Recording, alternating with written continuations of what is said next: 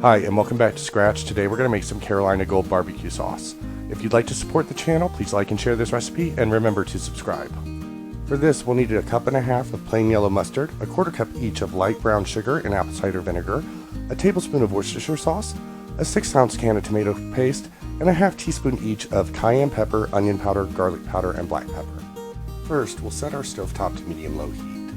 Then we'll add our yellow mustard, tomato paste, brown sugar, apple cider vinegar, Worcestershire sauce, spices, and whisk them together and allow the mixture to come to a simmer. Once the sauce starts to bubble, we'll go ahead and stir it a little bit. Then we'll turn our stovetop to low, cover the sauce, and allow it to simmer for 10 more minutes. It's been about 10 minutes and our sauce should be done. You'll notice a little bit of water at the top. That's to be expected.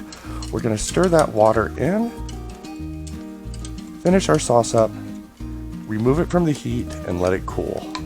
Once the sauce is cooled, it's ready to bottle or use. We're going to use ours for pulled pork. Thank you for joining us today on Scratch.